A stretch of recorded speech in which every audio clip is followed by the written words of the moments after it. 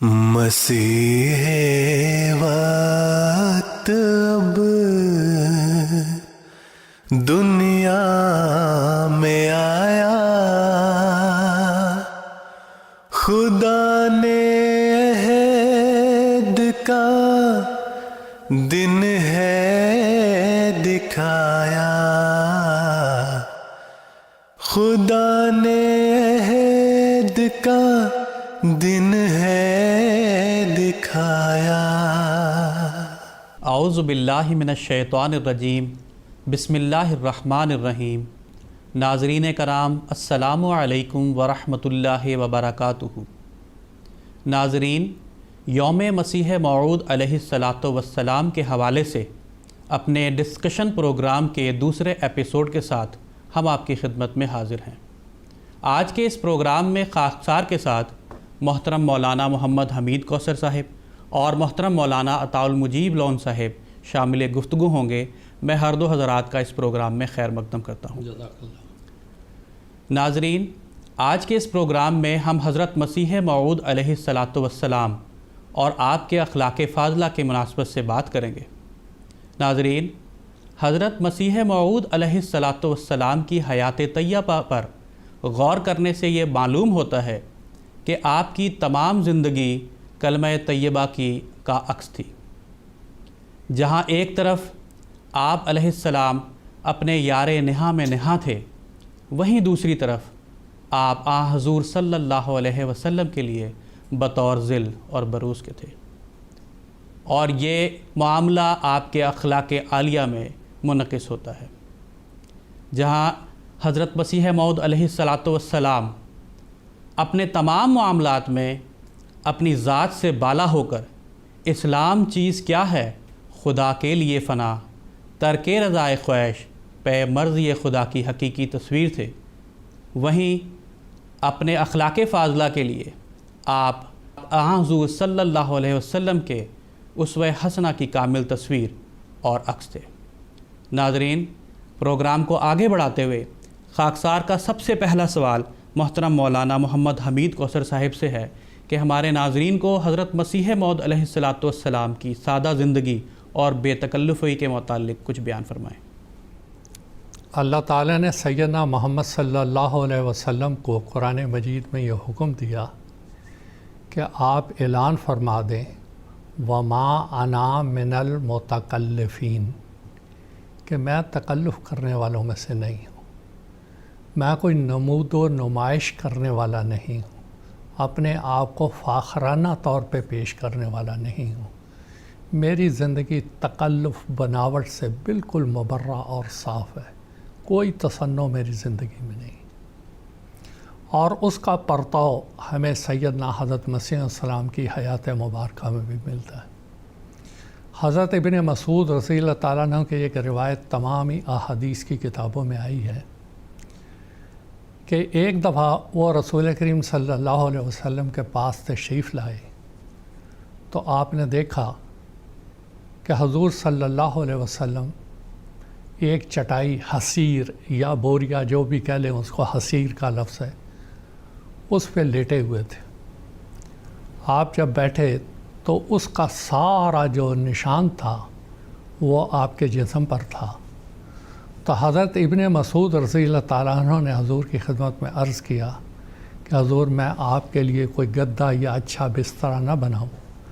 تو آپ نے فرمایا ما انا و دنیا، میں اور دنیا میرے کیا مناسبت ہے ان دونوں کے لیے؟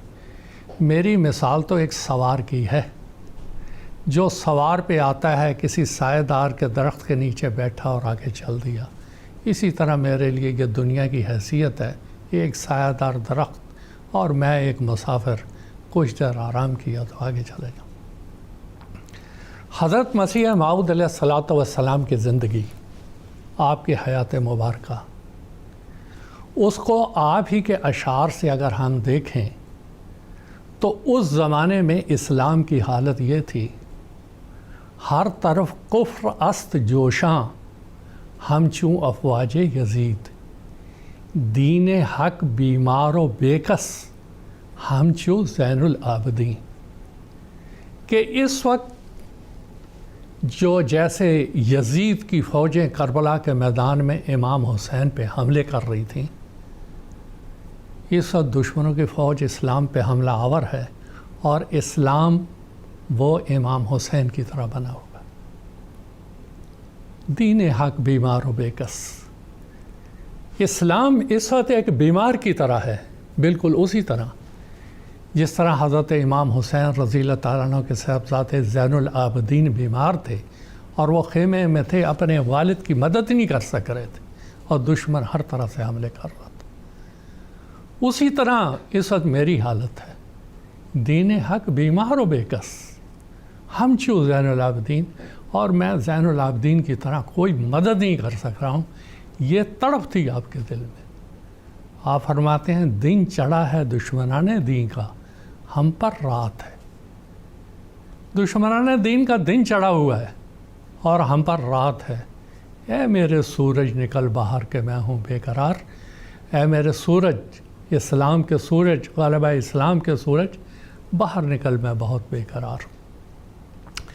جس انسان یہاں سے بات کو آگے بڑھاتے ہیں، جس انسان کا والد بیمار ہو، مصیبت میں ہو اور بیٹا بیمار ہو، اس کی زندگی کیا زندگی ہوگی؟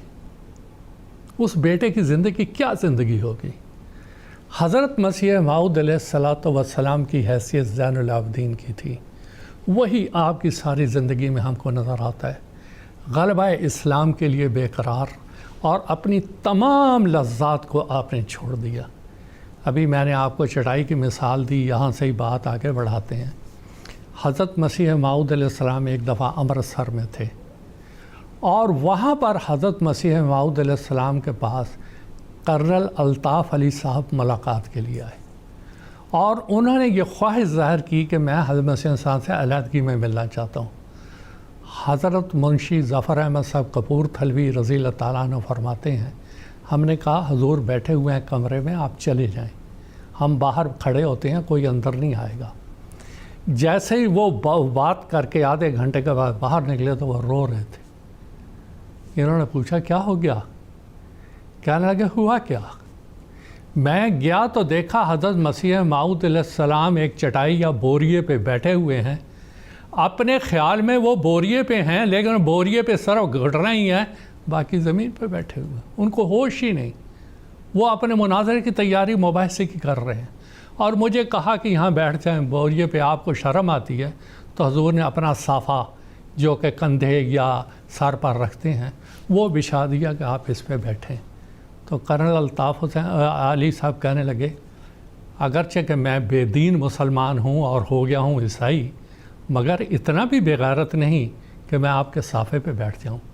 انہوں نے ایک طرف کیا اور وہاں بیٹھ گئے، اور پھر اسلام کے بارے میں باتیں کی، پھر وہ جماعت میں شامل بھی ہوئے، اسلام بھی لائے۔ لیکن جو نقشہ انہوں نے پیش کیا بعین ہی وہ تھا جو حضرت ابن مسعود رضی اللہ تعالیٰ عنہ اپنی روایت میں بیان کرتے ہیں۔ اسی طرح زمین پہ بیٹھے ہوئے بے تکلفی سے اسلام کے خلاف جو حملے ہیں اس کے جواب دیتے چلے جا رہے ہیں۔ ایک اور بات کہہ کے بات ختم کرتا ہوں۔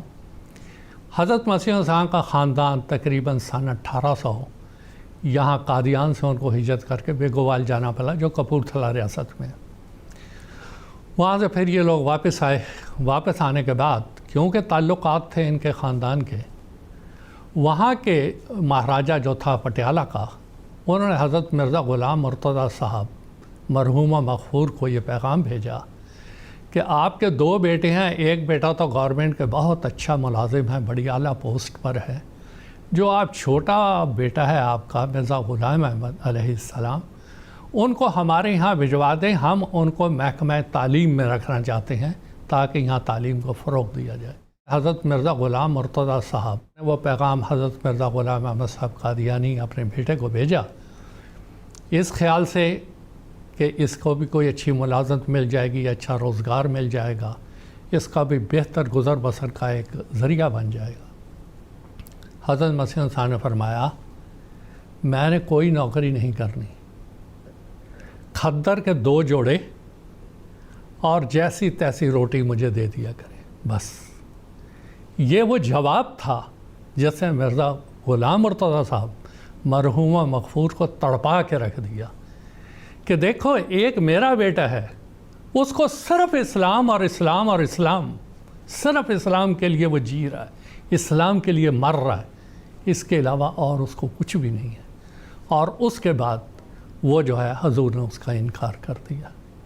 نہ آپ کو اپنے لباس کی کوئی فکر تھی۔ مباحثہ ہوا امرتسر میں، وہاں آپ ایک قمیص پہنتے تھے، اوپر صدری پہنتے تھے، اس پہ ایک چوغا پہنتے تھے، چوغا ایک طرف سے پھٹا ہوا۔ مباحثہ کرنے جا رہے ہیں سب سے بڑے دشمن ہنری مارشل کلارک وغیرہ سے، اور وہاں جاتے ہیں کوئی پرواہ نہیں۔ راوی بیان کرتے ہیں کہ آپ کا لباس صاف ہوتا تھا، نظیف ہوتا تھا، طہارت کے لحاظ سے بالکل مکمل ہوتا تھا، لیکن پھٹا ہوا ہے یا کچھ ہے اس کی آپ کو کوئی پرواہ نہیں تھی۔ نمود و نمائش اس کی طرف آپ کوئی توجہ نہیں دیتے تھے۔ یہ آپ کی زندگی سادہ زندگی تھی، لیکن اس کے پیچھے وہی چھپا ہوا درد تھا کہ ہمارا باپ محمد مصطفیٰ کا دین آج اس طرح ظلم و ستم کا شکار ہے دشمنوں کی طرف سے، اور ہم جو اس کے بچے ہیں وہ بیمار و بےکس کی طرح ہیں۔ یہ درد تھا جو نہ آپ کو کھانے کی طرف متوجہ کر رہا تھا، نہ آپ کو پینے کی طرف متوجہ کر رہا تھا، نہ دنیا کے اور مشاغل کی طرف متوجہ کر رہا تھا۔ ایک ہی درد تھا کہ کسی طرح اسلام کی سچائی دنیا میں پھیلے اور دنیا اس کو قبول کرے۔ پروگرام کے تسلسل میں خاکسار محترم مولانا عطاء المجیب صاحب سے یہ درخواست کرتا ہے کہ حضرت مسیح موعود علیہ الصلاۃ والسلام کے خلق جود و سخا پر کچھ روشنی ڈالیں۔ شفقت علی خلق اللہ جو ایک عظیم خلق ہے، اسی ضمن میں یا یوں کہنا چاہیے کہ اسی کے ذیل میں بعض اور اخلاق جو ہیں وہ مختلف صورتوں میں اور مختلف صفات کی شکل میں ظاہر ہوتے ہیں، اور انہی میں سے ایک صفت ہے جود و سخا کی، یا کسی کو کچھ عطا کرنے کی، کچھ دینے کی صفت۔ حضرت مسیح موعود علیہ الصلاۃ والسلام کی زندگی میں جب ہم اس صفت کا جائزہ لیتے ہیں اور مطالعہ کرتے ہیں تو ہمیں پتہ لگتا ہے کہ آپ علیہ الصلاۃ والسلام کے اندر یہ خلق جو ہے بدرجہ عتم موجود تھا۔ کبھی بھی آپ کی زندگی میں کوئی ایسا واقعہ ہمیں نظر نہیں آتا کہ کوئی ضرورت مند، کوئی حاجت مند، کوئی سائل آپ کے پاس آیا ہو، کوئی فقیر آپ کے پاس آیا ہو اور سوال کیا ہو اور آپ نے انکار کر دیا ہو اور اس کو کچھ دیے بغیر واپس لوٹایا۔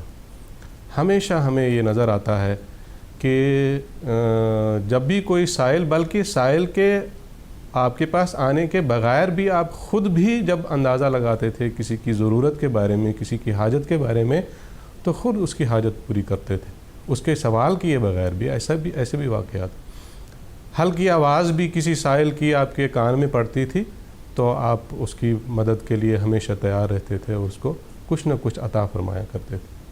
اس ضمن میں بے شمار واقعات ہے، تو واقعات کی روشنی میں مختصراً چند ایک واقعات موقع کی مناسبت سے عرض کرتا ہوں۔ ایک واقعہ آتا ہے کہ ایک دفعہ حضرت مسیح موعود علیہ الصلاۃ والسلام عصر کی نماز کے بعد اپنے گھر کی طرف تشریف لے جا رہے تھے، تو جو ہی آپ نے کھڑکی میں اپنا قدم رکھا تو ایک سائل کی ہلکی سی آواز آپ کے کان میں پڑی، لیکن مسجد میں غالباً شور بھی تھا اور شاید کچھ اور بھی آپ کے ذہن میں کسی اور چیز کے بارے میں کچھ سوچ رہے تھے، تو وہ سائل کی آواز جو ہے وہ مدھم سی آپ کے کان میں پڑی اور آپ اندر تشریف لے گئے۔ لیکن جو ہی آپ اندر تشریف لے گئے تو اندر پہنچتے ہی وہ سائل کی آواز جو ہے اس نے اپنا نمایاں اثر دکھانا شروع کر لیا، اور آپ کو یاد آ گیا کہ کسی سائل نے آواز دی تھی، تو آپ فوری طور پر واپس مسجد کی طرف تشریف لائے اور اس سائل کو ڈھونڈا اور ایک شخص کی ڈیوٹی لگائی اور اس کو کہا کہ دیکھ کے آؤ کہ وہ سائل کہاں ہے، بھی اس کی آواز آئی تھی۔ تو چنانچہ روایت میں آتا ہے کہ وہ گئے، تلاش کیا، کافی دور تک اس کو تلاش کیا، لیکن وہ سائل نظر نہیں آئے کہیں۔ تو اسی دن شام کے وقت مغرب کے بعد پھر آپ صحابہ کے ساتھ بیٹھے ہوئے تھے کہ وہی سائل دوبارہ آ گیا اور اس نے پھر سوال کیا اور کچھ حضور سے مانگنے لگا اور حضور اس وقت یوں ہی اس نے سوال کیا اسی وقت فوراً کھڑے ہو گئے اور اپنی جیب میں سے کچھ نکال کر اس کے ہاتھ میں رکھ دیے۔ اور روایت میں آتا ہے کہ کسی اور موقع پر حضور علیہ الصلاۃ والسلام نے اس واقعے کا ذکر فرمایا اور فرمایا کہ اس دن جو سائل، بڑے اہم کلمات ہیں حضور کے، اس لیے میں بیان کر رہا ہوں. حضور فرماتے ہیں اس دن جو وہ سائل نہ ملا، میرے دل پر ایسا بوجھ تھا کہ مجھے سخت بے قرار کر رکھا تھا، اور میں ڈرتا تھا کہ مجھ سے معصیت سرزد ہوئی ہے کہ میں نے سائل کی طرف دھیان نہیں کیا اور یوں جلدی اندر چلا گیا. اللہ تعالیٰ کا شکر ہے کہ وہ شام کو واپس آ گیا، ورنہ خدا جانے میں کس اضطراب میں پڑا رہتا، اور میں نے دعا بھی کی تھی کہ اللہ تعالیٰ اسے واپس لائے. تو اس سے ہمیں حضور کے ان الفاظ سے ہمیں پتہ لگتا ہے کہ کتنا آپ کو سائل کا خیال رہتا تھا. ایک عام سی بات ہے، بعض دفعہ ایسا ہوتا ہے ہلکی سی آواز آ گئی اور آدمی بھول بھی جاتا ہے، لیکن حضور فرماتے ہیں کہ میں بے قرار تھا کہ وہ سائل آیا اور میں نے اس کو کچھ بھی نہیں دیا اور وہ واپس لوٹ گیا. تو اس کی وجہ سے بے قراری کی کیفیت تھی، اور حضور نے دعا بھی کی ان کے لیے کہ وہ واپس آ جائیں. چنانچہ وہ واپس آیا اور حضور نے ان کو پھر موقع کی مناسبت سے عطا بھی فرمایا. پھر اسی طرح کے اور بھی واقعات ہیں. ایک قادیان کے قریب سٹھیالی جو ایک گاؤں ہے، وہاں سے ایک سائل فقیر جو ہے مسلسل آتا تھا اور آواز دیتا تھا، غلام احمد روپیہ لینا ہے.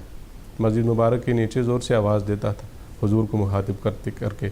لوگ جو دیکھتے تھے، وہ جب حضور کو اگر آواز پہنچی تھی تو فوری طور پر عطا فرماتے تھے. بعض دفعہ آواز نہیں بھی جاتی تھی تو وہ دہراتا تھا بار بار اپنے یہ کلمات.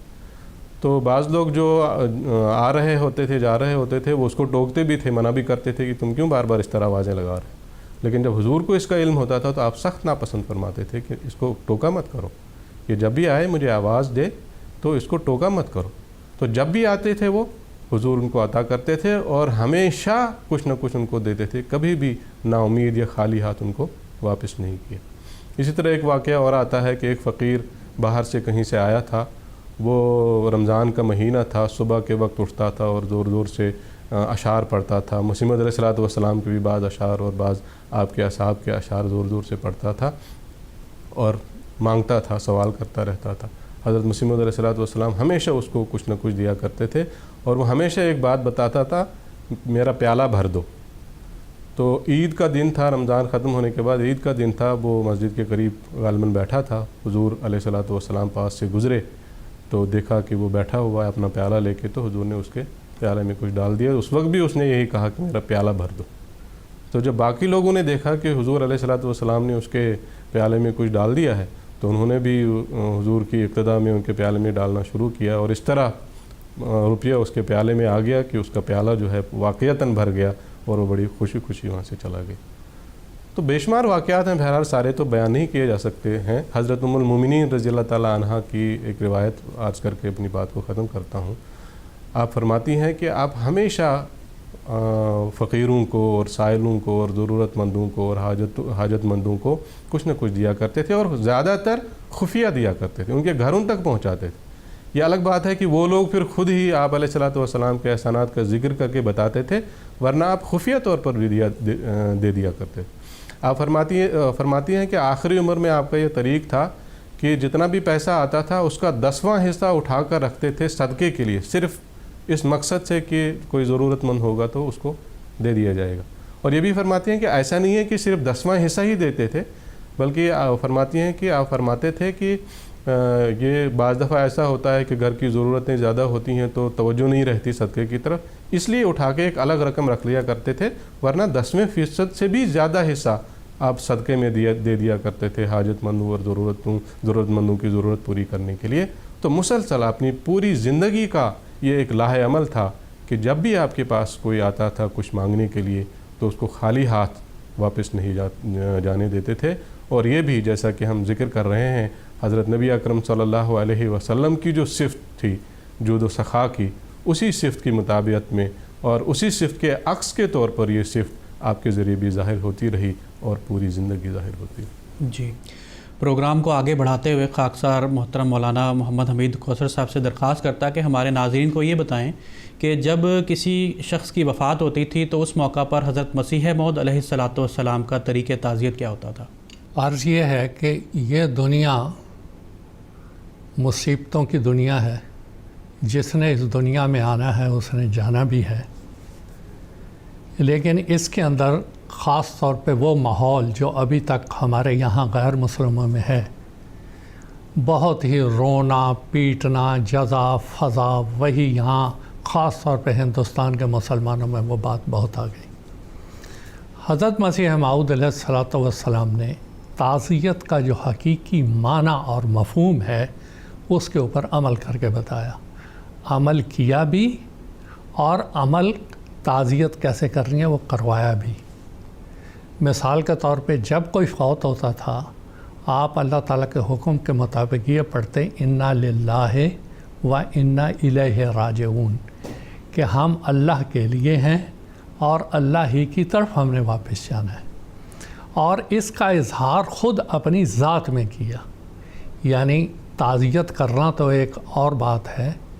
جب حضرت صاحبزادہ مرزا مبارک احمد صاحب رضی اللہ تعالیٰ عنہ وفات پا گئے، حالانکہ آپ کو پہلے اطلاع دی جا چکی تھی کہ یہ بچہ زیادہ عمر نہیں پائے گا، اس کے باوجود آپ نے علاج میں کوئی کسر نہیں چھوڑی، کوئی کمی نہیں کی، لیکن جب وہ وفات پا گیا تو انتہائی صبر کے ساتھ آپ نے احباب کو کہا کہ دیکھو اس کے بارے میں اللہ نے پہلے ہی بتا دیا تھا، یہ بچہ چلا گیا، اب ہمیں اللہ کی رضا پہ راضی رہنا ہے اور اس بارے میں کچھ نہیں کہنا ہے۔ یہ تو حضور کا اپنا جو آپ کو صدمہ پہنچا اس پہ جو صبر تھا وہ آپ نے دکھایا۔ دوسروں کے بارے میں آپ تعزیت حقیقی بنیاد پر کرتے تھے۔ جب کسی کا کوئی عزیز یا رشتہ دار یا قریبی فوت ہوتا اس کو ایک بات سمجھاتے کہ دیکھو یہ اللہ کی امانت تھی، اس کی چیز تھی، اس کی ملک تھی، جب تک اس نے چاہا تمہارے پاس رکھا اور جب اس نے چاہا وہ اپنی امانت لے گیا۔ اب جو امانت تمہارے پاس رکھی جائے اگر کوئی اس کا مالک اس کو لے جاتا ہے تو اس میں جزا فضا کی ضرورت کیا ہے؟ اور پھر آپ ایک حقیقت سمجھاتے تھے جس کو بھی تعزیت کرتے تھے، ایک نہ ایک دن پیش ہوگا تو فنا کے سامنے، چل نہیں سکتی کسی کی کچھ قضا کے سامنے۔ آج وہ گیا ہے، کل تم نے اور میں نے بھی جانا ہے، کیونکہ ہر ایک نے فنا کے سامنے پیش ہونا ہے۔ چھوڑنی ہوگی تجھے دنیا فانی ایک دن، یہ جو فانی دنیا تجھے بھی چھوڑنی ہے مجھے بھی چھوڑنی ہے، اس میں جزا فضا کی ضرورت کیا ہے؟ ہاں یہ بات ضرور ہے کہ جو گیا ہے اس کے لیے دعا کرو کہ اللہ تعالیٰ اس کے گناہوں کو معاف کرے، اس کے ساتھ مغفرت کا سلوک کرے، اور جو پسماندگان رہ گئے ہیں اللہ تعالیٰ ان کو صبر جمیل عطا کرے۔ چھوڑنی ہوگی تجھے دنیا فانی ایک دن، ہر کوئی مجبور ہے حکم خدا کے سامنے۔ اللہ کے اس حکم سے کوئی بچ نہیں سکتا، چاہے کوئی امیر ہے، چاہے غریب ہے، چاہے کوئی بادشاہ ہے یا غلام ہے، اس کے اوپر تم کو راضی رہنا چاہیے۔ راضی ہیں ہم اسی میں جس میں تیری رضا ہو۔ حضرت مسلم موعود رضی اللہ تعالیٰ عنہ نے بھی اس مفہوم کو ادا کیا۔ اب تعزیت کا طریقہ کیا تھا حضور کا؟ حضور کا طریقہ یہ تھا کہ اگر تو وہ یہاں قادیان میں ہے تو خود تشریف لے جاتے اور تعزیت کرتے اور نصائح فرماتے، اور جانے والے کی اذکروا بالخیر، اس کی آپ صفات بیان کرتے اور اس کے لیے دعا کی تحریک کرتے، اور اگر کوئی باہر ہے تو اس کو دعا کا اور تعزیت کا خط لکھتے۔ اور جیسے مثال کے طور پہ خلیفۃ المسیح اول کے بچے فوت ہو گئے تو آپ نے باقاعدہ مکتوب لکھا۔ اچھا اس کے علاوہ کیا تھا؟ اور ایک طریقہ تھا، مثال کے طور پہ حضرت خلیفۃ المسیح اول رضی اللہ تعالیٰ عنہ کی پہلی بیوی فاطمہ رضی اللہ عنہا، وہ 1905 میں فوت ہوئیں، یہاں ہی قادیان میں وہ فوت ہوئیں۔ انہوں نے حضرت مسیح صاحب سے یہ درخواست کی تھی کہ آپ میرا جنازہ پڑھائیں۔ حضور نے فرمایا ٹھیک ہے، اگر اللہ نے موقع دیا تو میں جنازہ پڑھاؤں گا۔ وہ وفات پا گئیں، 25 جولائی کی بات ہے، شاید 25 جولائی 1905 کی۔ وہ فوت ہو گئیں تو حضرت مسیح صاحب نے ان کا جنازہ پڑھایا اور ان کی تدفین ہوئی یہاں ایک قبرستان میں جو یہاں قریب ہی ہے، وہاں تدفین ہوئی۔ اس کے بعد حضرت مسیح صاحب ان کی بیٹی حضرت حفصہ کے گھر تشریف لے گئے، جو کہ حضرت مفتی فضل الرحمان صاحب رضی اللہ تعالیٰ عنہ کی بیٹی تھی۔ اب وہ بیٹی کو ماں کی جدائی کا بڑا صدمہ ہوتا ہے، حضور نے ان کو تسلی دلوائی۔ اب اس بیٹی نے جو بات کہی وہ یہ کہ مجھے اور کوئی صدمہ نہیں، مجھے جو بات ہے وہ یہ کہ میری والدہ میرے لیے دعائیں کیا کرتی تھی، میرے بچوں کے لیے دعائیں کیا کرتی تھی، میرے بچے بیمار رہتے تھے تو وہ ان کے لیے دعائیں کرتی تھی، اب یہ دعائیں کون کرے گا؟ تو حضرت مسیح موعود نے فرمایا تم مجھے کہا کرو، میں تمہارے باپ جیسا ہوں، میں دعائیں کیا کروں گا۔ پھر حضور نے اس کا عملی اظہار اس طرح سے کیا کہ اپنی پگڑی کا ایک حصہ جو تھا وہ دیا، کہا کہ اس کے کرتے بنا کے، قمیصیں بنا کے اپنے بچوں کو پہناؤ، انشاءاللہ تعالیٰ اس کی برکت سے اللہ تعالیٰ ان کو شفا دے گا اور اللہ تعالیٰ ان کو بیماریوں سے بچائے گا، اور اس طرح سے آپ آئے۔ تو آپ کا جو طریقہ مبارک تھا تعزیت کا، وہ حقیقت پر مبنی ہوتا تھا، اور جانے والے کے جانے کی وفات کا احساس دلواتے تھے اس کے رشتہ داروں کو کہ ہم سب نے جانا ہے۔ اس موقع پر جزا فضا کی بجائے جانے والے کے لیے دعا کرو کہ اللہ تعالیٰ اس کے گناہوں کی پردہ پوشی فرمائے اور اس کے درجات کو بلند کرے، اور جو پسماندگان ہیں اللہ تعالیٰ ان کو صبر عطا کرے، اور اگر ان کی کفالت کا انتظام نہیں تو اللہ تعالیٰ خود ان کی کفالت کا انتظام کرے، اور دعا سکھاتے تھے، اور پھر یہ کہ اس کی خوبیاں بیان کرو، کیونکہ خوبیاں ایک انسان کو خوبیاں اختیار کرنے میں ایک ممد اور مددگار ثابت ہوتی ہیں۔ مثال کے طور پہ حضرت خلیفۃ المسیح خامس نصرہ اللہ نصرا عزیزہ جب وفات یافتاؤں کا ذکر کرواتے ہیں اور دعائے جنازہ غائب پڑھاتے ہیں، حضور ایک جملہ بار بار دہراتے ہیں، اللہ تعالیٰ ان کی خوبیوں اور نیکیوں کو ان کی اولاد کو بھی جاری رکھنے کی توفیق عطا فرمائے۔ اصل تعزیت یہ ہے کہ جو خوبیاں اس کی تھیں، جو حسنات اس کی تھیں، جو اچھائیاں اس کی تھیں، ان اچھائیوں کو ان کی اولاد جاری رکھنے کی توفیق پائے۔ یہی سب سے بڑی تعزیت ہے، یہی سب سے بڑی نصیحت ہے جو حضرت مسیح صاحب فرمایا کرتے تھے۔ پروگرام کے تسلسل میں خاکسار محترم مولانا عطاء المجیب لون صاحب سے درخواست کرتا ہے کہ ہمیں یہ بتائیں کہ حضرت مسیح موعود علیہ الصلاۃ والسلام بیماروں کی اور مریضوں کی تیمارداری، عیادت وغیرہ کس طرح کیا کرتے تھے؟ بیماری جو ہے یہ انسان کی زندگی کا ایک لازمی حصہ ہے، انسان صحت مند بھی ہوتا ہے، بیمار بھی ہوتا ہے، لیکن یہ بیماری کی صورت میں جہاں یہ بیماری اس مریض کے لیے اس کو پرکھنے کا اور اس کے صبر کا امتحان لینے کا ایک ذریعہ ہوتا ہے کہ وہ کس طرح صبر کرتا ہے اس بیماری میں، وہاں دوسروں کی ہمدردی پرکھنے کا بھی ذریعہ ہوتی۔ چنانچہ اسلامی طریق ہے، حضرت صلی اللہ علیہ وسلم نے باقاعدہ تاکیدی نصائح فرمائی ہیں، تاکیدی ارشادات موجود ہیں کہ ہمیشہ بیماروں کی عیادت کیا کرو، بیماروں کے پاس جایا کرو اور ان کی بیمار پرسی کیا کرو، اور آپ صلی اللہ علیہ وسلم کی سنت بھی تھی۔ حضرت مسیح موعود علیہ السلام جو تھے فطرتاً رقیق القلب واقع ہوئے تھے، اور آپ کا دل بہت نرم تھا، اور اللہ تعالیٰ کے مامورین کا دل نرم ہی ہوتا ہے۔ حضرت صلی اللہ علیہ وسلم کے تعلق سے بھی آتا ہے قرآن مجید میں کہ فَبِمَا رَحْمَةٍ مِّنَ اللَّهِ لِنْتَ لَهُمْ، کہ اللہ تعالیٰ کی رحمت کی وجہ سے تو ان کے لیے نرم واقع ہوا ہے۔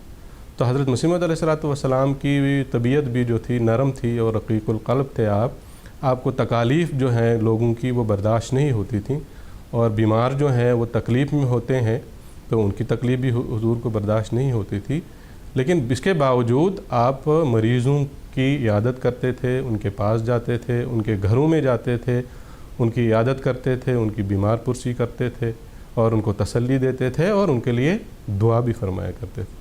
بہت سارے بے شمار واقعات ہیں اس سلسلے میں، قادیان کے واقعات ہیں، اور قادیان کے باہر کے بھی آپ بعض دفعہ قادیان سے باہر بھی سفر کر کے بیماروں کی عیادت کے لیے جایا کرتے تھے۔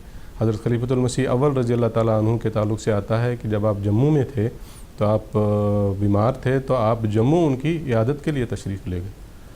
تو بہرحال چند واقعات ہیں جو موقع کی مناسبت سے عرض کرتا ہوں۔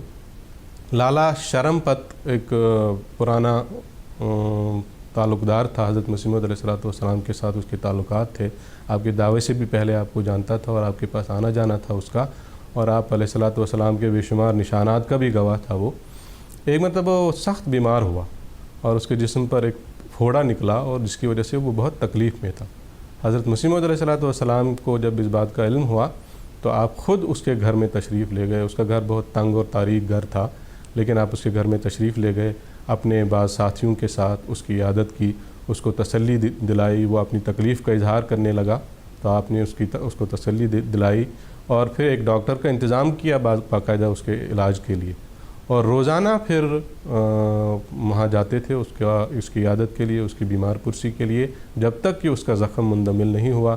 جب زخم مندمل ہونے لگا تو پھر کچھ وقفے کے بعد جانے لگے، اور آخر تک جب وہ مکمل شفا یاب ہو گیا آپ اس کے پاس تشریف لے جاتے رہے اور اس کی عیادت فرماتے رہے. اسی طرح ایک اور شخص تھے لالا ملاوہ مل، وہ بھی آپ کے پرانے جانکار تھے، آپ کے پاس ان کا بھی آنا جانا رہتا تھا. ان کو 22 سال کی عمر میں، نوجوانی کی عمر میں ایک شدید عارضہ لاحق ہوا. تو جب حضرت مسیح موعود علیہ السلام کا علم ہوا تو اپنی طریق کے مطابق ان کے پاس بھی گئے، ان کی بھی عیادت کی اور ان کا علاج کیا. بلکہ خود روزانہ صبح شام خادم کے ذریعے خبر منگوایا کرتے تھے اور روزانہ خود بھی جایا کرتے تھے. ایک بار کوئی دوائی آپ نے دے دی جس کی وجہ سے ان کو رات کو کئی بار 19 مرتبہ روایت میں آتا ہے کہ ان کو اجابت ہوئی اور بہت تکلیف ہوئی. جب صبح خادم حال پرسی کے لیے گیا تو انہوں نے خادم کو بتایا کہ حضرت کو کہیں کہ وہ خود میرے پاس تشریف لائیں.